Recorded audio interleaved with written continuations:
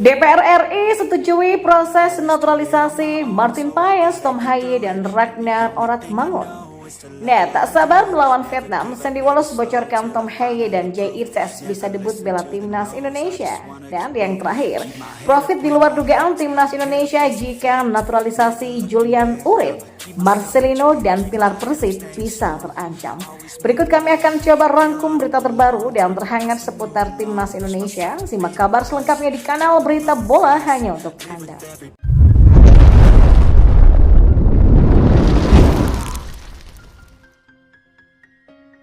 Ya, DPR RI menyetujui proses naturalisasi 3 pemain keturunan, yakni Tom Haye, Ragnar Oratmangun, dan Martin Paes. Hal itu diungkapkan oleh Wakil Ketua DPR RI Syufmi Dasko Ahmad saat sidang paripurna DPR RI pada Selasa siang tadi. Lantas, apakah Tom Haye dan Ragnar juga Martin langsung bisa menjalani sumpah WNI setelah mendapatkan persetujuan tadi? Oh, jawabannya masih belum. Seperti yang diungkapkan Syufmi Dasko Ahmad, selanjutnya Komisi 3 dan 10 DPR RI akan mengadakan rapat soal proses naturalisasi Tom Haye, Ragnar, dan juga Martin. Paling cepat, dua komisi itu langsung merapatkan proses naturalisasi Martin Paes dan kawan-kawan pada Rabu esok. Dan setelah rapat selanjutnya menunggu keputusan Presiden atau Kepres soal proses naturalisasi. Dan jika Kepres sudah keluar, maka agenda selanjutnya adalah mengambil sumpah WNI. Dan kalau sudah mendapatkan paspor Indonesia, apakah Martin Paes dan kawan-kawan langsung bisa memperkuat timnas Indonesia? Jawabannya juga masih belum. Itu dikarenakan mereka masih harus menunggu proses perpindahan federasi yang biasanya memakan waktu 1 minggu. Sekarang yang menjadi pertanyaan, apakah nama-nama tadi bisa memperkuat timnas Indonesia melawan Vietnam di kualifikasi Piala Dunia 2026 zona Asia pada 21 dan 26 Maret 2024? Peluangnya bisa dibilang sangat kecil, sebab pendaftaran pemain untuk laga timnas Indonesia versus Vietnam dikabarkan ditutup pada 13 Maret 2024. Sementara di tanggal tersebut kemungkinan besar Kepres baru keluar, sehingga masih ada 2 proses yang harus dilewati Tom serta kolega. Martin Paes, Tom Haye, dan Ragnar juga kemungkinan hanya bisa ikut berlatih saja pada FIFA Matchday di Maret 2024, tapi belum bisa ikut mentas di laga resmi. Dan baru pada Juni 2024 nanti, nama-nama tadi sudah bisa bermain. Keberadaan mereka dibutuhkan saat timnas Indonesia menjamu Irak pada 6 Juni dan Filipina pada 11 Juni. Di sisi lain, bek timnas Indonesia Sandy mengaku tak sabar melawan Vietnam. Namun ia pun berharap Tom dan Jay juga bisa menambahkan kekuatan skuad Garuda nantinya. Pertandingan ini menjadi laga penting untuk timnas Indonesia apabila ingin bisa menjaga asa untuk lolos ke putaran ketiga kualifikasi Piala Dunia 2026. Ya, skuad Garuda diwajibkan meraih 2 kali kemenangan sekaligus dalam 2 leg ini. Pasalnya, tim asuhan Sinteyong ini sebelumnya sudah kalah 1-5 dari Irak dan hanya imbang 1-1 dari Filipina. Untuk itulah agar bisa menggusur Vietnam dari posisi kedua klasemen grup F, mereka wajib meraih kemenangan.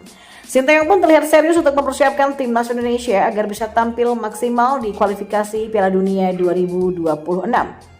Pelatih asal Korea Selatan ini bahkan langsung ke Eropa untuk melihat performa para pemain timnas Indonesia yang berkarir di luar negeri. Setelah melihat Ivar Jenner di Belanda, Sinteyong pun langsung menuju Belgia. Setelah disaksikan langsung oleh juru taktik timnas Indonesia di Belgia, Sandy mengaku siap untuk memperkuat skuad Garuda. Sandy mengaku siap untuk memperkuat skuad Garuda. Pemain berusia 28 tahun ini mengapresiasi dukungan yang diberikan Sinteyong. Sandy pun mengaku ia siap membela timnas Indonesia melawan Vietnam pada 2 leg nantinya. Untuk leg pertama, tim Merah Putih akan menjamu Vietnam di Stadion Taman Gelora Bung Karno pada 21 Maret nanti. Kemudian untuk leg kedua, skuad Garuda akan bertandang ke markas Vietnam di Stadion Nasional Midin Hanoi pada 26 Maret nanti. Pemain keturunan Indonesia Belanda ini menekankan bahwa ia siap bertempur melawan tim berjuluk The Golden Star Warrior tersebut. Dan ia pun tidak sabar karena ingin melihat beberapa nama baru bisa menambah kekuatan timnas Indonesia nantinya. Dan seperti diketahui, Jay sudah resmi menjadi WNI pada Kamis 28 Desember di tahun 2023 lalu. Dengan begitu, Jay pun sudah bisa membela tim Merah Putih. Namun Sandy berharap tidak hanya Jay saja yang bisa bergabung dengan skuad Garuda.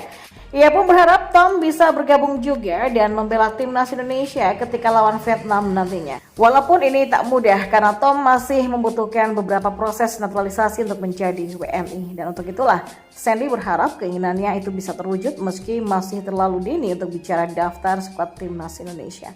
Pasalnya PSSI sendiri masih belum merilis secara resmi nama-nama pemain untuk menghadapi Vietnam di kualifikasi Piala Dunia 2026 zona Asia nanti. Dan untuk profit timnas Indonesia, kalau menaturalisasi Julian Urip, maka Marcelino Ferdinand sampai pilar Persib Bandung bisa terancam. Dan inilah sebabnya. Ya, nama Julian Urip memang kini muncul ke permukaan sebagai opsi naturalisasi timnas Indonesia. Saat ini Julian Urip tercatat bermain di klub junior AS Alkmaar. Julian Urip punya darah Indonesia yang santer berasal dari Jawa. Dan kalau berhasil dinaturalisasi, maka posisi pemain KMSK Denzey, yaitu Marcelino Ferdinand dan bintang Persib Bandung McLeod, kansnya akan terancam.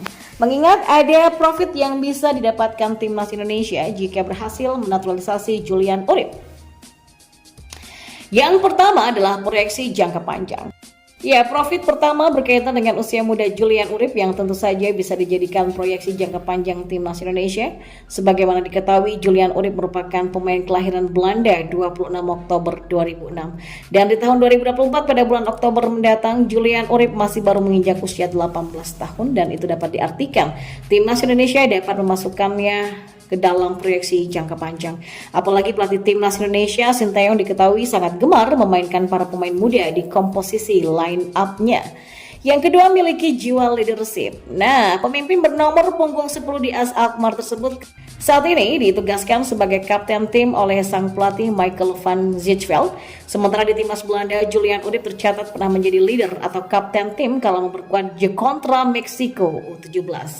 Yang ketiga, didikan Eropa.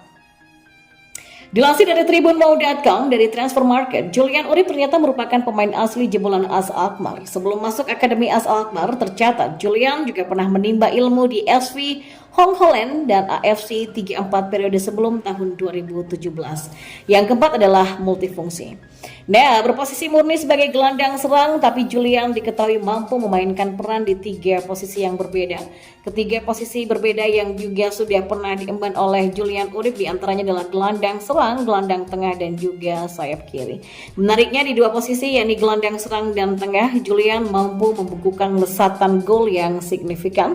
Posisi murninya yang bermain di gelandang serang dan tengah berpotensi membuat 2 bintang timnas Indonesia seperti Marcelino dan McLeod tergeser. Mengingat secara posisi di timnas Indonesia, Marcelino dan Mark kerap memerankan pos di lini tengah baik gelandang serang ataupun tengah. Yang kelima, berlabel timnas Belanda kelompok usia. Nah, yang kelima adalah terkait dengan pengalamannya memperkuat timnas Belanda kelompok usia. Tercatat Julian Urip pernah membela timnas Belanda kelompok usia sejak U16, U17, dan U18. Dan itu menandakan jika kualitas Julian memang benar-benar menjanjikan.